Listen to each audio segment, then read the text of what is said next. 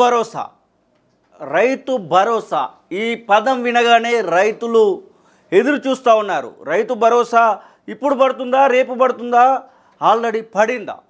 దీనికి సంబంధించినటువంటి అప్డేట్ ఏంటి?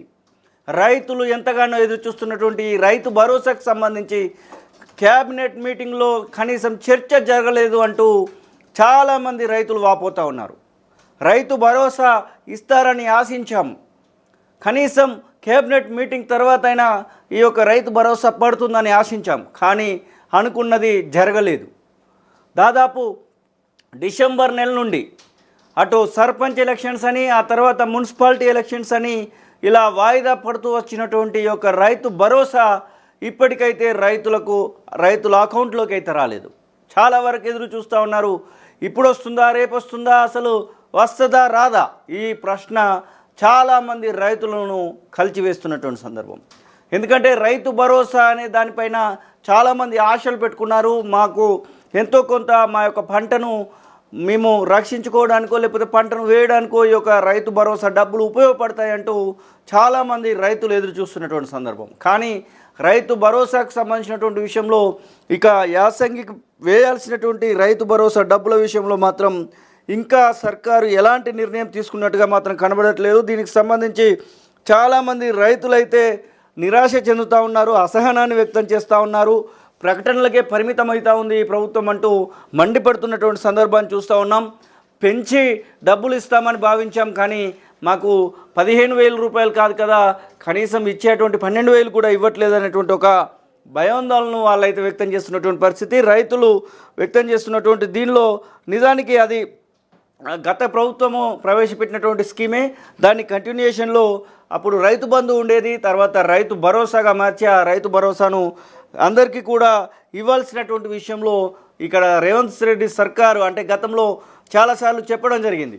రియల్ ఎస్టేట్ వెంచర్లకి, అసలు సాగు యోగ్యంగా లేనటువంటి భూములకి, కొన్ని ఫేక్ సర్వే నెంబర్ల పేరు మీద కూడా రైతు భరోసా డబ్బులు జమ అవుతున్నాయని చెప్పి పలుమార్లు చెప్పినటువంటి సందర్భాన్ని కూడా మనం చూసాం. మొత్తం మీద మరి ఈ రైతు భరోసాకు సంబంధించినటువంటి విషయంలో కనీసం చర్చ కూడా జరగలేదు కేబినెట్ మీటింగ్లో. దీనికి సంబంధించి చాలా వరకు రైతులైతే అసహనాన్ని వ్యక్తం చేస్తూ ఉన్నారు. ఎప్పుడు రైతు భరోసా డబ్బులు పడతాయని ఎదురు చూస్తున్నటువంటి సందర్భాన్ని చూస్తూ ఉన్నాం. మరి ఏం చేయబోతా ఉంది ఈ ప్రభుత్వము, ఎట్లాంటి నిర్ణయాలు తీసుకోబోతూ ఉన్నారు, అసలు ఏంటి అనే దానిపైన ఇప్పటికైతే ఒక ప్రశ్నార్థకమైనటువంటి సందర్భమే. రైతు భరోసా నిధులు విడుదలైతే మాకెంతో కొంత ఉపయోగపడుతుంది, మా పంటకు సంబంధించినటువంటి విషయంలో ఏదో ఒక పంట వేసుకోవడానికి ఉపయోగపడుతుందని ఎదురు చూసినటువంటి రైతులకైతే అడియాసలే ప్రస్తుతానికైతే కనబడతా ఉన్నాయి. మరి రైతులకు సంబంధించి ఎట్లా చూసినా కానీ ఇప్పుడున్నటువంటి పరిస్థితులలో మరి ఏం చేయాలి అనేటువంటి ఒక భయాందోళనకు అయితే గురవుతున్నటువంటి పరిస్థితి. ఇక ఇదే అంశం పైన మాట్లాడడానికి మా ప్రతినిధి శ్రీశైలం ఫోన్ లైన్లో అందుబాటులో ఉన్నారు. శ్రీశైలం, ఏంటి అసలు రైతు భరోసా ప్రభుత్వం ఇవ్వడానికి సుముఖంగా ఉందా, లేదంటే వాయిదా వేయబోతా ఉందా, ఏం చేయబోతా ఉన్నారు అసలు? ఎగ్జాక్ట్లీ ముసం రాష్ట్ర వ్యాప్తంగా ప్రస్తుతం చర్చ కేవలం రైతు భరోసాకు సంబంధించిన చర్చ జరుగుతోంది. ఏదైతే యాసంగికి సంబంధించినటువంటి రైతు భరోసా డబ్బులను రైతుల ఖాతాలో సకాలంలో చెల్లించాల్సింది. అంటే ప్రధానంగా జనరల్ గా రైతు భరోసా గతంలో రైతు బంధు అనేటువంటి పథకం ఏదైతున్నదో పంట పెట్టుబడి సహాయం కింద పంటను పెట్టుబడి పెట్టే ముందు, అంటే నాట్లు వేసే ముందు కానీ లేకపోతే విత్తనాలు నాటే సమయంలో రైతన్నకు ఆసరాగా భరోసాగా మరి పథకం మొదలు పెట్టినటువంటి పరిస్థితి మనకు కనిపించింది. గత ప్రభుత్వం సకాలంలో వేస్తూ వచ్చింది. కేసీఆర్ హయాంలో ఉన్నప్పుడు, బీఆర్ఎస్ పార్టీ అధికారంలో ఉన్నప్పుడు అలా కూడా ఆలస్యమైంది. బట్ కాంగ్రెస్ ప్రభుత్వం అధికారంలోకి వచ్చిన నాటి నుంచి నేటి వరకు కూడా సకాలంలో రైతు భరోసాను వేయలేకపోతున్న ఒక విమర్శ రైతుల నుంచి వస్తూ ఉంది. ప్రధానంగా ఈ యాసంగికి సంబంధించి కూడా డిసెంబర్ లో రైతు భరోసా నిధులు రైతుల ఖాతాలో జమ చేయాల్సినటువంటి అవసరం ఉంది. అయినప్పటికీ డిసెంబరు, జనవరి, ఫిబ్రవరి 3 నెలలు కావస్తా ఉంది. అయినప్పటికీ కూడా రైతుల ఖాతాలో రైతు భరోసా వేయలేదు. ఎన్నికల కోడ్ ఉన్నట్టు కొత్త మున్సిపల్ ఎన్నికల సందర్భంలో ఆలస్యం చేసినట్టుగా తెలుస్తా ఉంది.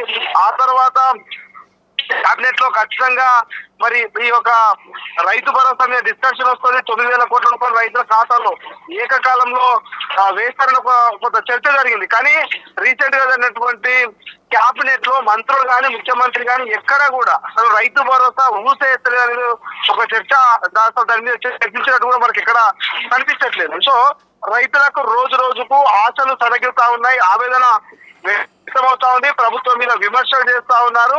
ఇప్పటికైనా రైతు భరోసా వేస్తారా వేయరా, అసలు ఒక క్లారిటీ అన్న ఇవ్వాల్సినటువంటి బాధ్యత రాష్ట్ర ప్రభుత్వం మీద ఆశ పెడుతూ రాష్ట్ర ప్రజల్ని రైతన్నల్ని మోసం చేస్తుంది కాంగ్రెస్ పార్టీ అనేటువంటి కోణంలో కొంత రైతన్నల నుంచి అయితే విమర్శలు వస్తున్నటువంటి పరిస్థితి మనకు కనిపిస్తుంది. విషయం ఎస్ అంటే మీకున్నటువంటి అవగాహన మేరకు మరి మళ్ళీ ఎంపీటీసీ జెడ్పీటీసీ అంటా ఉన్నారు, తర్వాత జిహెచ్ఎంసీ రాబోతుందంటా ఉన్నారు. దీనికంటే ముందే రైతు భరోసా వేయడానికి సిద్ధమైనట్టుగా ఏమన్నా అనుకోవచ్చా? అంటే మాక్సిమం ప్రజల నుంచి తీవ్రమైనటువంటి వ్యతిరేకత వస్తా ఉంది. ప్రజలు చాలా ఆశలు పెట్టుకున్నారు, ఆశలన్నీ నిరాశలు అవుతా ఉన్నాయి. సో ప్రభుత్వం కూడా కొంత ఫీడ్బ్యాక్ తీసుకునేటువంటి ప్రయత్నం చేస్తా ఉంది. ఈ ఫీడ్బ్యాక్ లో భాగంగా అంటే ఈ ఎన్నికలతో ముడిపెట్టకుండానే ఈ యొక్క రైతు భరోసా వేసేటువంటి అవకాశం అయితే కనిపిస్తుంది. మాక్సిమం ఒక 1 వీక్ లో దీని మీద కీలక ప్రశ్న ఉండేటువంటి అవకాశం ఉంది. ఈ వీక్ లో ఖచ్చితంగా రైతుల కాలంలో ఏకకాలంలో 9,000 కోట్లు విడుదల చేసేటువంటి అవకాశం ఉన్నట్లయితే మనకు కొంత ఇంటర్నల్ సమాచారం తెలుస్తుంది. ఎందుకంటే మున్సిపల్ ఎన్నికలైనా జిహెచ్ఎంసీ ఎన్నికలతో పాటు డిప్యూటీ ఎన్నికలకైనా చాలా ప్రాసెస్ పడుతుంది. ఎందుకంటే బడ్జెట్ సమావేశాలు 16 నుంచే ఉంది.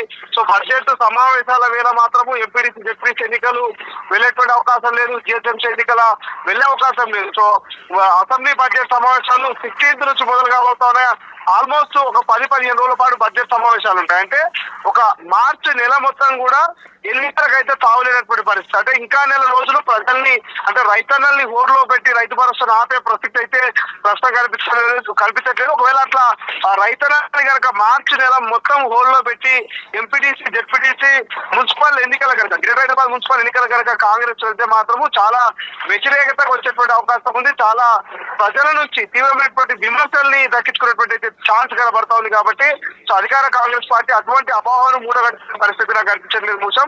సో ప్రస్తుతం మాత్రం ఒక 1 వీక్ లో రైతు భరోసా మీద ఒక క్లారిటీ వచ్చేటువంటి అయితే అవకాశం కనిపిస్తుంది. ఏ క్షణమైనా ఏకకాలంలో రైతుల ఖాతాలో 9,000 కోట్లు విడుదల చేసేటువంటి అవకాశం ఉంటుంది. ఎందుకంటే ఇప్పటికే ప్రతిపక్షం ప్రశ్నిస్తా ఉంది, ఈ బడ్జెట్ లోనైనా సంక్షేమ పథకాలకు మీ గ్యారంటీలకు హామీలకు బడ్జెట్ పెట్టండి, ప్రజల హామీలను నెరవేర్చినట్టు ఇటు ప్రధాన ప్రతిపక్ష నేతలైనటువంటి హరీష్ రావు కావచ్చు, కేటీఆర్ డిమాండ్ చేస్తా ఉన్నటువంటి వేళ రైతు భరోసా చాలా చర్చనీయాంశంగా మారింది. కాబట్టి సో ఎన్నికల కంటే ముందే బడ్జెట్ సమావేశాల కంటే ముందే రైతు భరోసా ఉండేటువంటి అవకాశం అయితే కనిపిస్తుంది. మున్సం thank you Srisailam, thank you so much. ఖచ్చితంగా మార్చి 16న బడ్జెట్ సమావేశాలు ప్రారంభం కాబోతా ఉన్నాయి.